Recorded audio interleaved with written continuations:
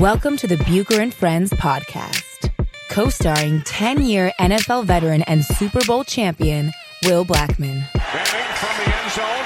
He throws, and a deflect away, and it is picked off by Will Blackman, the former Giant. Tim Dwight watches it hit, bounces, picks it up at the 10, slips a defender, fumbles the football, it's up for grabs, it's covered in the end zone by Will Blackman for a Green Bay touchdown!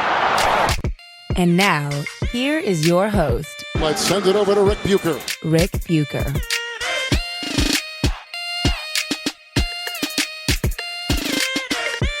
Welcome to another edition of Bucher and Blackman, subsidiary of Bucher and Friends, part of the United WeCast Network. I'm Rick Bucher. You can see me on FS1. You can read me on Bleacher Report. You can follow me on Twitter at Rick Bucher and on Instagram at Rick_Bucher. He is Will Blackman. If you're in London or you have a subscription to Sky Sports, you can see him there covering the NFL. You can also follow him on Twitter at Will Blackman. And pretty much everything you need to know about the NFL, you're going to find on Twitter at Will Blackman. So check it out.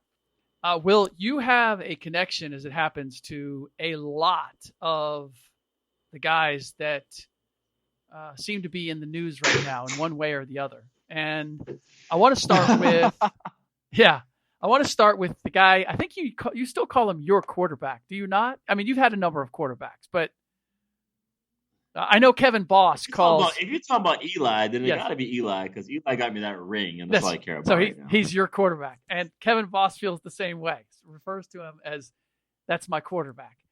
So the news is that he's being benched this week for Daniel Jones. How do you feel about seeing that happen to Eli? We'll just put it.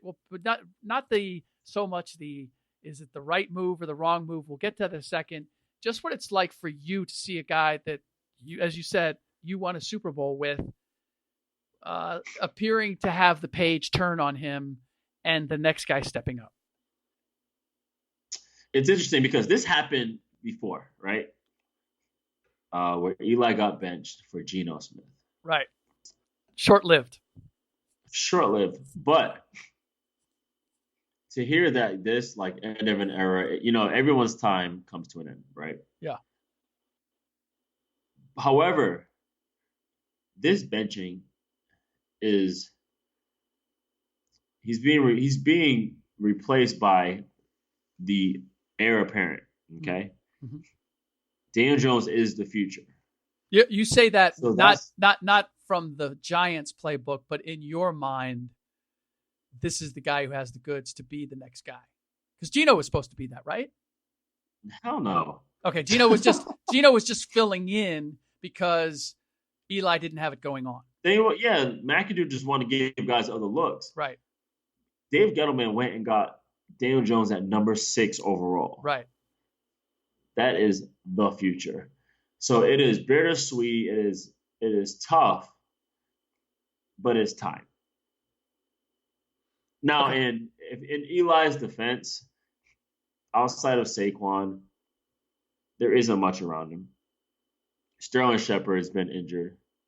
Golden Tate is suspended. Receivers are dropping passes. No one's getting open. Defense isn't good. Defense is not playing well. It's tough. Yeah. But it is time because you do have the quarterback. You have your guy for the future. So it's tough. So they can't reverse this. I mean, they can't go back to Eli at this point. This is where you turn the page, and no matter what happens, short of injury, you stay with what you've done. Because Daniel Jones, because you went so high to get him, to do anything else would be an admission, would it not? An admission of a mistake. Eli is the type of person where he'll be fine with it. He wouldn't cause an issue. He wouldn't obviously cause any issue, distraction, and he would just go about his business and help the guy out. And if it got to the point where Eli went back in, Eli will go back in. He's dealt with so much adversity, and he's dealt with the New York media where I feel like nothing will bother him. He's so stoic. Yeah. I get that from Eli's end of things. I just think for the development of Daniel Jones, you've almost got to stick with him. And this is what makes the decision tricky, because the team's not playing well.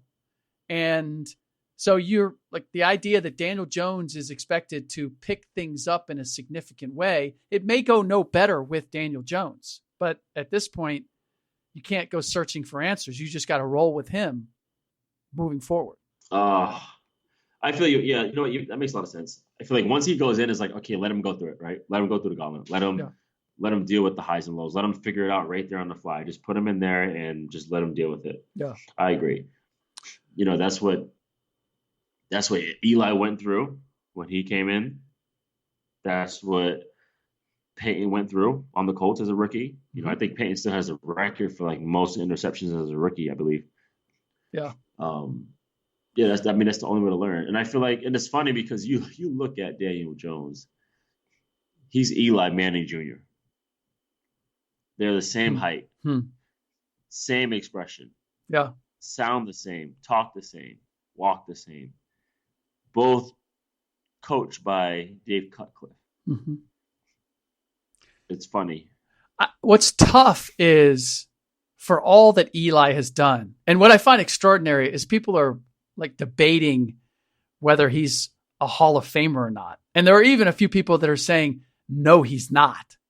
Are you kidding me? He won 2 Super Bowls. He was a 2-time Super Bowl MVP. Don't give me any career statistics. I don't care what you want to give me. He won 2 Super Bowls. He was the MVP of both of those Super Bowls. Done. Versus Tom Brady. In the Hall of Fame. Done. Versus Tom Brady. Well, that only adds to it. That only takes it yet another level. But he beat the 18-0 Patriots. Yeah. 17-14, 2007. Beat the 18-0 Tom Brady and Randy Moss Patriots. So it just seems to be a preposterous debate. And I have no dog in the fight, not a New Yorker, not a Giants fan. It's just, you stand back and you look at it thinking, what are we debating here? Of course he's a Hall of Famer. Of course he's a Hall of Famer. So I've got a couple other things I want to get to. Jalen Ramsey, it was just Doug Marrone, the Jags head coach, said that he will play Thursday versus the Titans. Boy, is this a weird place. You're damn right he's playing. It's a divisional game. Right. We need that win. But don't you have to resolve where you are as a team to say, we're not trading you? Or like, it just seems to be in a weird place. We're going to play you, but they haven't definitively said whether they're going to acquiesce to his desire to be traded or not. Yeah, I mean, it's weird, but I mean, he's your best defender. You know, he got to be out there. And it's interesting how it happened. You know, he said, Jalen did talk about the request, but he was basically saying, like, I didn't put it out there to the media. He's like, the Jaguars did. Yeah. He said they put it out there. You know, I guess the going rate for him right now is they want 2 number 1s. That's what I've heard. That's what I know. Oh, that's what you know. That's what you know. That's what I know. So do you see anybody giving that up? I've seen the Chiefs mention it. I've seen, teams that I could only see a team. Yeah, there's a lot of interest. Of course you have interest in him, but to give up 2 number 1s. No, I know. The only way I could see you doing it is if you look at yourself and you say, the time is now for us to strike to win a Super Bowl. Now. Yeah. And so right, the time is now. We'll mortgage our future in order to take a shot at that. Yeah, I don't see that. And also too, like, do I actually see him leaving Jacksonville, going somewhere else? It's very possible. I feel like everyone's talking about the power of the player now and comparing it to the NBA. Guys in the NFL, I guess, guys who have value now are seeing like their worth. And that's Jalen's argument, is like he knows his worth. I think he's getting irritated playing cover 3, sitting back in zone. Like, Jalen wants to be the guy where he can travel and play man-to-man on their best guy. You said when you first met Jalen Ramsey that he was 16 and he handed you a business card. And that's when you knew he was going to the NFL. Now, I got to tell you, if a 16-year-old, I don't care who it is, he hands me a business card, I'm looking at him a little sideways. Like, you weren't looking at him sideways because he was bigger than me. Yeah. No. Okay, fine. But I'm looking at him wondering, why is a 16-year-old handing me a business card? And what did the business card say? What was on the business card when you were 16? It was a recruiting business card. So it had his stats on it or his it had measurements? It had a picture of him in his uniform. It had his GPA, had his 40, had his stats, and it had a contact number if you guys wanted to recruit him. At this time, he was committed to USC. I think Lane Kiffin was there at the time. Okay. But I met him when we did a defensive back instructional video for Football University, and they wanted a NFL guy, a kid going to college, and a kid going to high school. So Jalen was the high school kid going to college, and we did a cool video. He was super chill, super cool. I just noticed, I was like, damn, this dude is big. This is a big ass defensive back, and he's only in high school. I seriously looked at him, and I watched him move. I see how strong he was. I was like, this is before the business card. I was like, this dude's going first round. I'm sorry. It's happened. And where were you at the time? I just left I think I just finished with the Giants. Okay. I believe that's where I was. And this was a video you were doing with him? Yeah, it was an instructional video for Football University. And how were you involved and how was he involved? How did the two of you end up working together? So Football University, they're linked up with the U.S. Army All-American game. And I played in that game when I was in high school, and Jalen was selected as a U.S. Army All-American as well. Got it. So they connected all of us together to do this video. Have you stayed in touch with him since then? Have you, how much of a relationship? No, I have not stayed in touch with him at all. Okay. I know we have mutual friends, and his agent is based out of California, and he played basketball with some of my friends, and so he'll say like, "Hey, Toe," I said, "What's up?" But I have not stayed in touch with him. I know you were high on the Jags at one point with this kind of, and I think it's fair to call it a distraction. Is it not a distraction? I mean, there's got to be some uncertainty. It's you know what we can call it a distraction, but it's just more things they have to deal with. I kind of look at them in the same realm as the Browns right now, in terms of like all this talent, but just undisciplined. And who do you put that on? Is that a head coach thing? When I look at discipline, that is strictly the head coach. I'm going like Cleveland, first game when they had all those damn penalties, I'm looking right at Freddie Kitchens. Same thing. All these penalties in Jacksonville, like Miles Jack getting thrown out the game.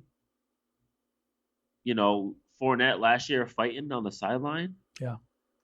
Where does that start? How does a team become infused with that kind of behavior? Or guys think they can get away with it? It starts with the head coach. It starts with the head coach creating that culture in the building. So he's looking the other way when there's already slippage? I don't know. I don't know if he's looking the other way. Maybe guys just don't respect him. And I understand. Yeah, they brought over Coach Coughlin. Well, Coughlin can only do so much. Right. Coughlin did his thing. He had his way in New York, and it worked. Right. We hired grown men in our building, and it worked. That's why I'm surprised that you're seeing all these undisciplined things that are going on in the building, because I thought someone like Calais Campbell would be a fantastic leader, and he has shown, especially when they made that run, he has been a really good leader. But there's just so much going on in that building. Like I don't understand it, because there's, especially on defense, they're so talented. You got two legit number one corners in Bucher. You got a nice pass rush. You got great D tackles, nice DN. You got linebackers that can run. It's interesting, man. So how is it, if you can give me some examples, how is it that a head coach gains respect, earns respect, and how does he lose it? I think he gains respect when you're consistent with your mission. What does that mean? Help me understand what that means. So look at Gus Bradley. When he was in Jacksonville, like, we didn't have the best roster. And we lost like the first 4 games. But he did not change. He did not waver. He did not point any fingers. And he stuck to his mission, his creed. Everything he said is what he lived by. Next thing you know, we lost 8 straight. He never pointed fingers. He never called out players. He never like MFs anybody. He never threw anybody under the bus. His whole mission too was like to show genuine appreciation. Oh. And he showed genuine appreciation to everybody in the entire building, no matter what. If you were the starter, you were the backup, it didn't matter. And he just kept fighting, kept pushing, and he was super, super positive. And eventually we finally won our first game against the Titans. And he's just been consistent the whole time. All 3 years he was there, he's been like extremely consistent. And some people can look at like, oh, it's kind of soft, it doesn't work, blah blah. In his case, it did. His issue, what happened with Coach Gus Bradley is that I feel like you're only as good as who you hire, and I feel like he hired a bunch of his friends as opposed to actually hiring guys that were trying to be good coaches. Well, that's the tricky part of being a new head coach or somebody who hasn't been in that position before, is that you just got to be transparent. Well, you have to be transparent, but you also have to decide what kind of coach you're going to be, what your approach and your plan is going to be, and stick with it and believe in it and not waver and show any questions about whether you really believe your way will work or not. And that doesn't mean that you can't adjust and take input and shift things, but there has to be a certain baseline of what you believe in and how you approach things. Less so, and I'm not talking like X's and O's as much as I'm talking about just daily work and approach. Yes. Yeah, no, and I agree because, you look at someone like Coach Carver, who was really disciplined, such a stickler on all that stuff and hard work. And the Giants did not flourish. They didn't finally take that next step until Coach Kaufman's wife, Judy, she was like, you need to let them see who you are. Yeah. You need to let them see you. And she's like, watch what happens. Just show personality. Like when you guys go, like they took a trip to California, they had a game out there, and like I brought Ryder into the training room, and he would pick up Ryder and hold him and like hang out with him. And you get to see the person. It's not like, hey, you're gonna show weakness. Let's just see you as an individual, because like everyone's here busting their ass every day. Yeah, everyone's trying to win. Everyone's sacrificing. Like, let us see who you are. It's funny. I'm working with a coach right now, a football coach right now, who, in terms of the media, being better in front of the camera. And part of it is he has personality. He doesn't show it in front of the cameras. It's very, very banal. And so what surprised me is he told me, he goes, because I asked him, I said, how are you with your players? Like this can't be how you approach your players. How do you inspire your players? He goes, oh, I'm completely different with my players. And I'm like, okay, well, you need to take some of that and do the same thing when you're in front of the cameras, because you are trying to appeal to your fans and the media to buy into what you're doing, especially when you're in a struggling situation. So in the same way that you get your players motivated and believing in what you do, yeah, you may not come with the same fire and brimstone, but there's some of it that you're an evangelist in both instances. There can't be two different people. By the way, do you know anything about how Belichick approaches? Is he completely different with his players? I don't know, but he does have personality though. He's totally like crazy to the media, but he's a fun guy and he likes to have fun. But I mean, I look at, those games we were losing in Jacksonville, Gus would still come to meetings, go through the same thing. He used to put guys on blast. Like they used to go through everyone's social media and try to find like funny pictures of players and put it on the big screen. Like we still had fun. We still joked around each other, and we still went to work. Wow. So people got to see that, and no matter what was going on, it's like you did not think we were, an 0-6 team, because the energy was still good. Like, guys were still competing. Interesting. And he would still have fun. Same thing. The night before the Super Bowl with Coach Coughlin, I'm expecting this like crazy, like rah-rah speech, like let's go beat the Patriots, this, that, and the third.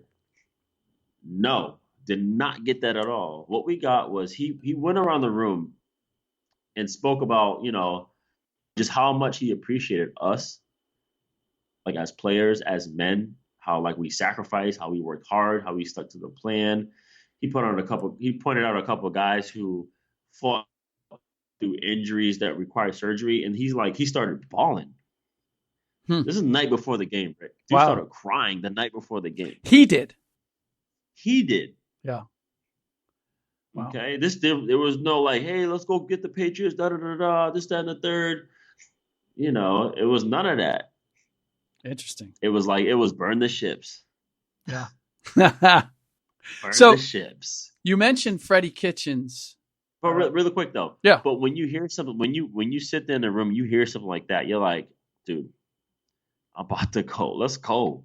Yeah. Because you see the heart. When you see the heart, man, it's like it's genuine, and it's consistent, Yes. and you respect it that he's being like real to you. Yeah. You still need the game plan. You still need the talent. You still need a lot of other things, but that can You still need a lot of other things, of course. Yeah. But that can be the unifying element that brings it all home. Right. Yeah. So you mentioned Freddie Kitchens, and you mentioned the problems with the Browns. And by the way, we did this last week from London, and you were not in a good way. You are in a much better way. You may even be more energetic than when you've done it from the OC. How are you feeling? Why do we have this new Will Blackman on the other side of the pond? Have you settled in to your London situation? You see I'm more energetic today. 100%, 1,000%. Last week I wasn't sure you were going to make it to the end of the podcast. Soon as I got off the pod last week, I ended up being like crucially ill. I was like really sick. I got really sick. I was on the verge. As soon as I got off the pod, I was like done for. I was done for like 3 days. Wow. Out for the count. Wow. Yeah. Well, so I thugged it out. On the flu, man. Never know how much did Jordan score having the flu? What was the flu game we had? Yeah, enough. Enough, right? Enough to win a title for sure. I want to say it was like he had like 35 or something. He was insane. Scottie Pippen. Oh, was he hungover? Carrying him back. No, he wasn't. People like to say he was hungover. He wasn't ill. He was ill. Like Michael had a reputation, as some other guys along the way had a reputation of being able to burn it at both ends. But in that case, that was not a hangover. That was because here's the thing. Here's the real telltale on the hangover. On a hangover, he's feeling it in the first quarter. But once he gets that sweat on, he's good. But in that game, as the game went on, he got worse. By the fourth quarter, Scottie Pippen is literally dragging him to the bench for timeouts, carrying him to the bench for timeouts, and then pushing him back out there to get him going again. So just as a clarification. Yeah, he played well because no one wanted to touch him. Nobody wants to get sick. You know what? Come on, bro. Go home, man. Yeah. Being in Salt Lake City, never having won a bravery, title. John Stockton would have kissed Michael Jordan on the mouth. It would have meant winning a title. Sick or not sick. Stockton was one of those guys who would have done anything. I'm just telling you. All right. Okay, I believe it. I talked about Freddie Kitchens and the Browns. Baker Mayfield's getting a lot of heat. And when I mentioned that to you before we started the podcast, you said, deservedly so. I know you're a big Baker Mayfield supporter or believer. What makes you feel that, obviously he's missing some throws.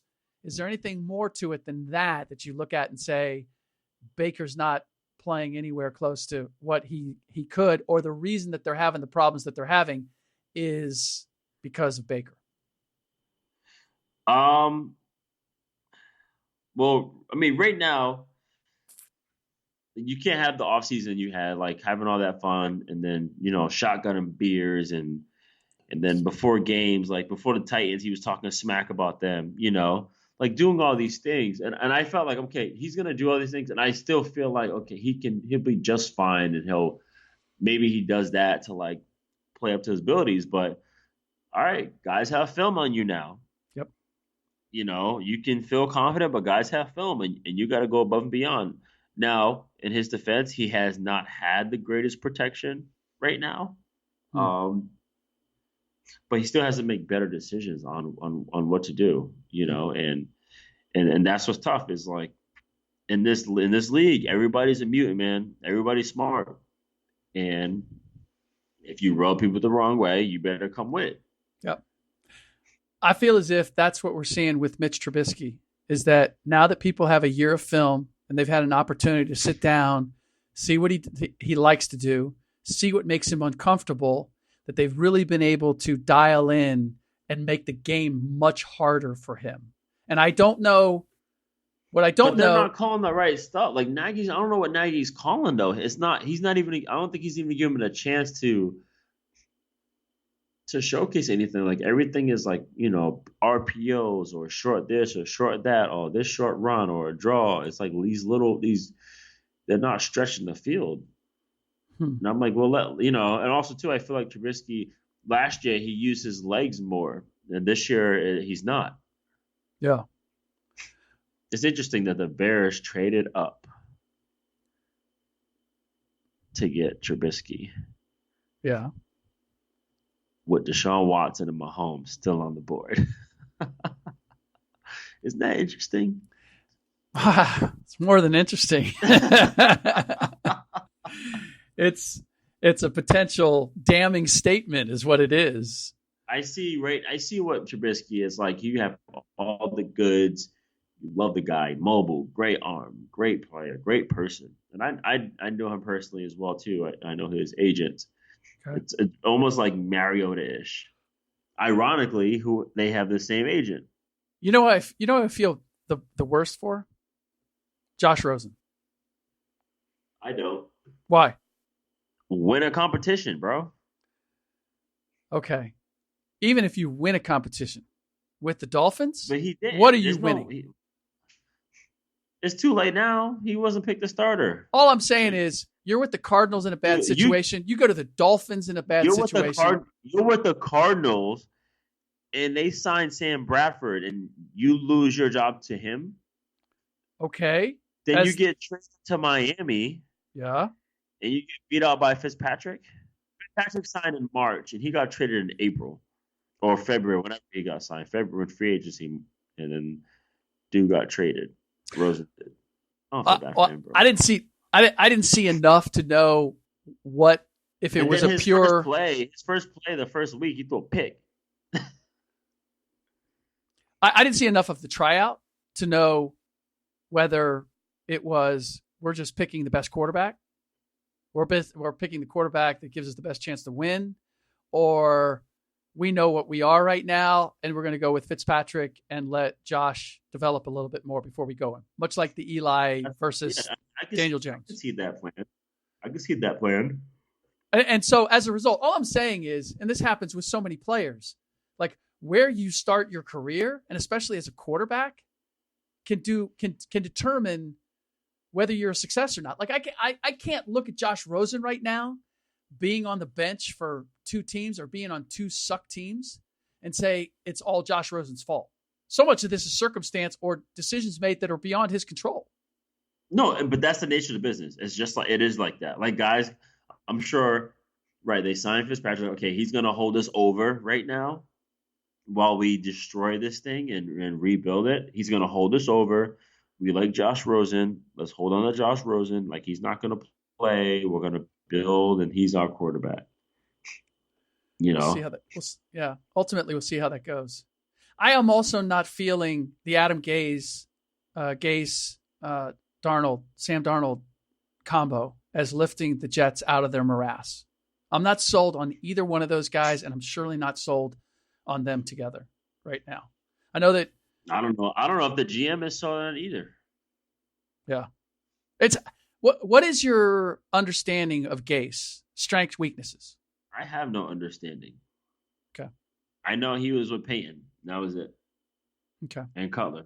I just haven't been with what happened with Miami, the way he explained or didn't explain what happened with Miami, and the way he's handled things with the Jets. He hasn't done anything to validate in my mind why everybody saw him as this burgeoning star that was going to be a hotshot head coach. I haven't, and as you well know, like there's certain guys, you can be a great coordinator, you can be a great assistant coach, but you don't necessarily have the wherewithal to be the head coach and maintain everybody's respect. And that's what, when you go back to consistency, I haven't seen consistency with Gase.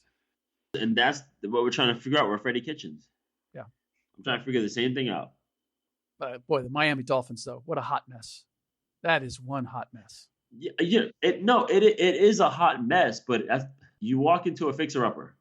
There's all this stuff in there that, like, you're like, okay, I got this house. Yeah. That, we need to repipe the house. Right. Okay. And there's, they left a expensive-ass couch over here. They got this granite countertop that does not match, right, but it probably cost them like $50,000 to install it.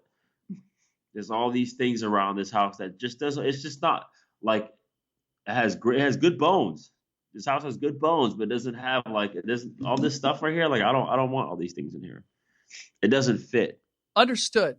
But here's the problem as I see it, is that if you're the owner of the house and let's say you're leasing it to somebody, you don't say, hey, we got to make a few fixes. We're just going to, we're going to make a few upgrades. And then you come in and you demolish the thing.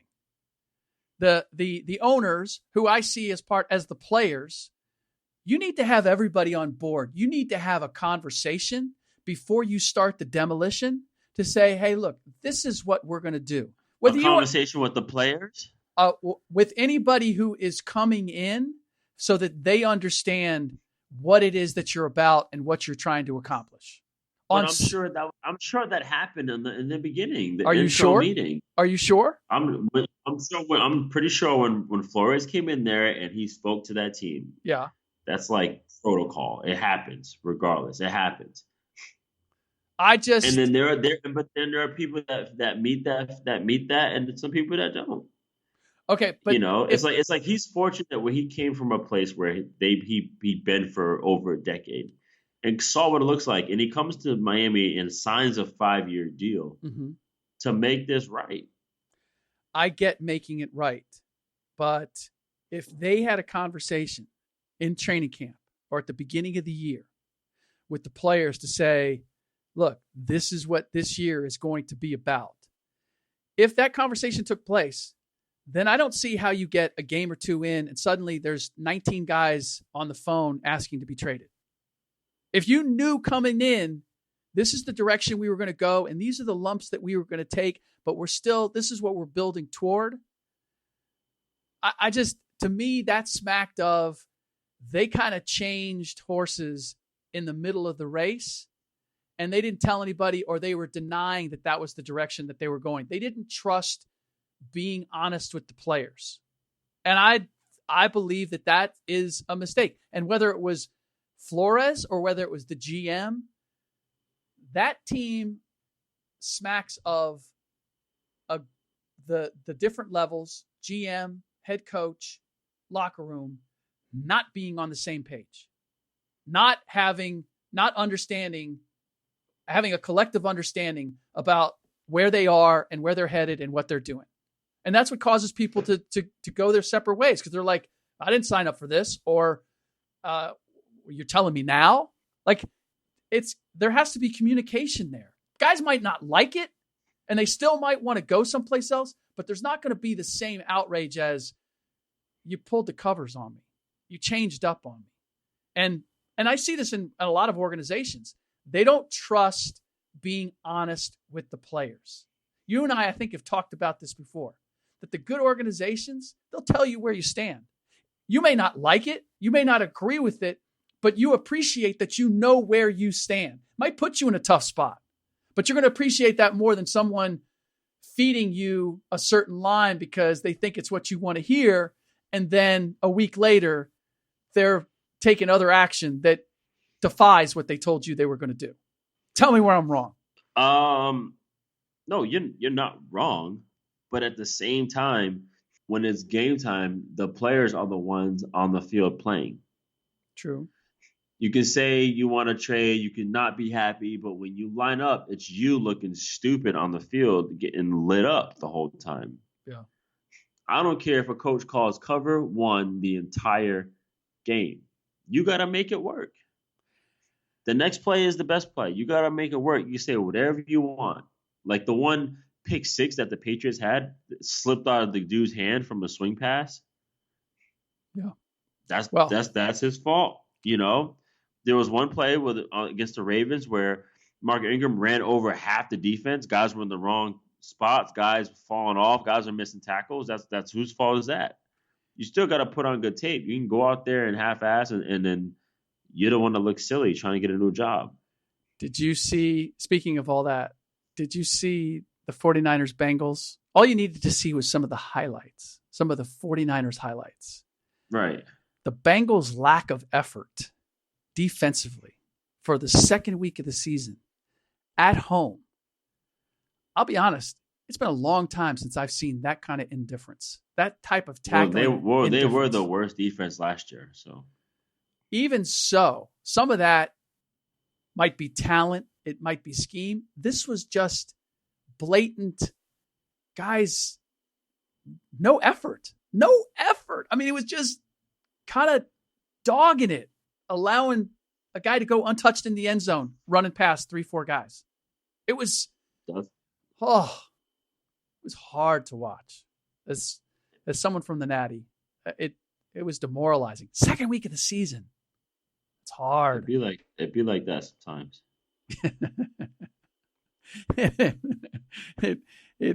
It does indeed.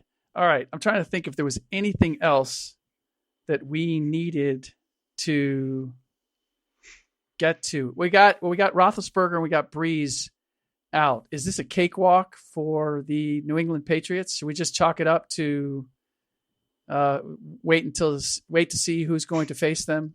7 rings. 7. Well, right now it might be the Rams again because they have a great balance right now. They have a great balance. They got a 2-headed monster in the backfield: Malcolm Brown, Todd Gurley, and they got all the receivers back. So right now they're just playing very comfortable, relaxed football, and that's what New England right now. New England's doing whatever they want. It was embarrassing. It was crazy. They pretty much made that Dolphins game a preseason game for AB. Like, hey, this is what we play. This is how we're going to run it. So here, we're going to teach you as the game goes on because we're going to blast them anyway. I have to ask you this because I mentioned this in the last podcast. Antonio Brown and what's hanging over him with the assault charge and everything else. I saw how Kobe, when he was in the midst of that and how he was dealing with it. He played. He stayed focused. He got his job done. But he wasn't a happy camper. You could tell that he was feeling the strain, whether it was the accusations are legit or not. That's the weirdest part for me in watching Antonio Brown is you would never know that he has this other thing going on. And I just put myself in that position, and it would be hard for me to be happy-go-lucky, to have unbridled joy. I don't care whether it's legit. I don't care what it is. I'd be wearing it, and I'm not seeing any of that from him. And it's weird to me. I don't know if it's weird to you, but it's weird to me. I don't know. I don't know what he's going through daily. So, yeah, and that's a fair point because I'm Right. seeing glimpses. I'm seeing glimpses of him.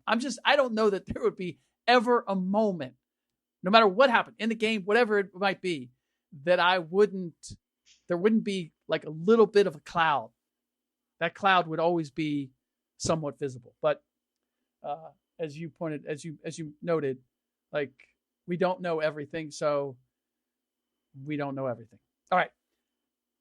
That does it for this episode of Bucher and Blackman. Will coming to you live from London, England. I'm actually in Washington, D.C. at the moment, so we're moving around, getting things done, but able to knock this out. Don't forget, we appreciate you rating and reviewing the show. Let us know how we're doing on iTunes or wherever you get your podcasts. And then if you want to be eligible for some prizes, screenshot that review and send it to @BucherFriends. All right. In the next podcast, Ryan Hollins will be joining me.